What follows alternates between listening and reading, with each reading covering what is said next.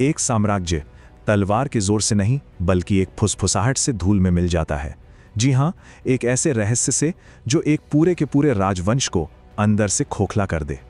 तो चलिए आज हम बात करते हैं रतनपुर के कलचुरी राजवंश की। ये कहानी है विश्वासघात की, ये कहानी है महत्वाकांक्षा की। एक ऐसी दुनिया जहां बस एक गलत कदम और पूरा साम्राज्य तबाह। तो ये कहानी शुरू होती है राजा रणजीत साय और उनके 4 बेटों से, 4 शहजादे, और सबकी अपनी अपनी महत्वाकांक्षाएं। और जानते हैं, यही महत्वाकांक्षाएं जल्द ही इस राज्य के टुकड़े टुकड़े करने वाली थी। देखिए, ये हैं वो 4 भाई। सबसे बड़े तख्त सिंह, जो आमतौर पर सिंहासन के उत्तराधिकारी होते।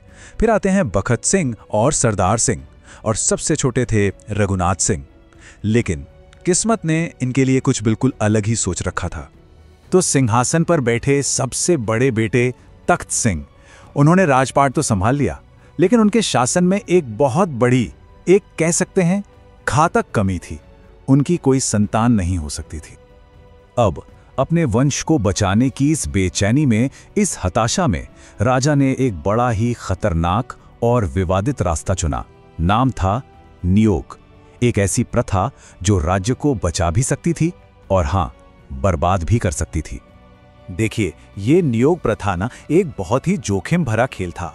इससे वारिस तो मिल गया, बिल्कुल मिल गया, लेकिन साथ ही साथ इसने अवैधता और कलंक के वो बीज भी बो दिए जो आगे चलकर पूरे के पूरे राजवंश को निगल जाने वाले थे। और इसी हताश कदम का नतीजा था एक बेटा, जिसका नाम रखा गया राज सिंह। वो सिंहासन का वारिस तो था, लेकिन वो अपने साथ एक ऐसा खतरनाक राज लेकर पैदा हुआ था जो सब कुछ तबाह कर सकता था। लेकिन एक बात तो तय है, ऐसे राज हमेशा के लिए दफन नहीं रहते। और जब राज सिंह के जन्म की सच्चाई सामने आई ना, तो उसके परिणाम बहुत बहुत विनाशकारी थे। हुआ ये कि जब खुद राज सिंह के बेटे राजकुमार विश्वनाथ सिंह के सामने ये खुलासा हुआ कि वो शुद्ध शाही खून के वंशज नहीं हैं, तो ये सच उनके लिए एक ऐसा सदमा था जिसे वो सह नहीं पाए। शर्म और अपमान का बोझ इतना ज्यादा था कि राजकुमार ने अपनी ही जान ले ली। सोच के देखिए, इस एक त्रासदी ने राज्य को एक बार फिर बिना वारिस के खड़ा कर दिया।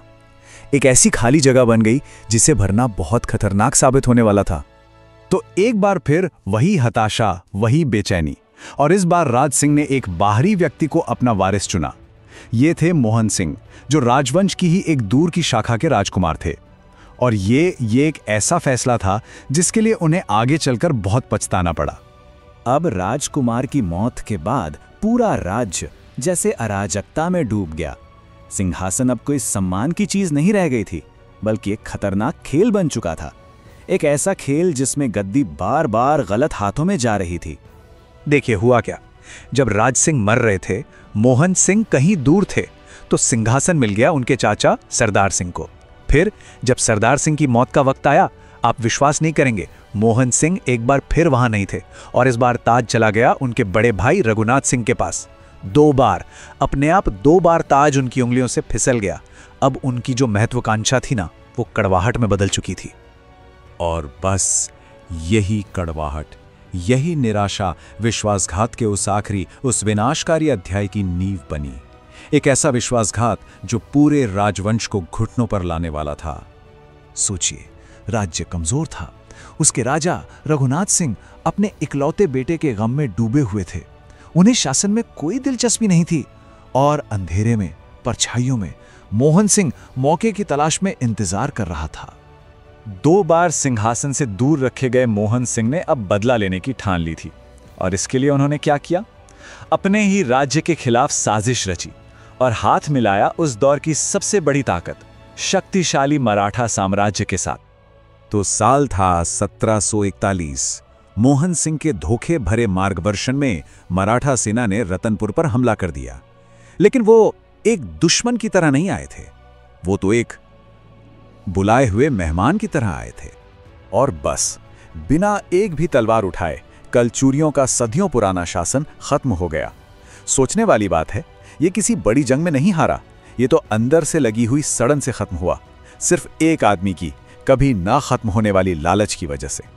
लेकिन सवाल ये उठता है कि उस आदमी का क्या हुआ जिसने इस पूरे पतन की कहानी लिखी थी? मतलब मोहन सिंह का क्या हुआ? पहले रघुनाथ सिंह की बात करते हैं। उन्हें आखिरी स्वतंत्र कलचुरी शासक के रूप में याद किया जाता है, लेकिन उन्हें मराठा नियंत्रण के तहत पहले शासक के रूप में भी याद किया जाता है। मतलब एक ही व्यक्ति एक युग के अंत और एक नई गुलामी की शुरुआत का प्रतीक बन गया।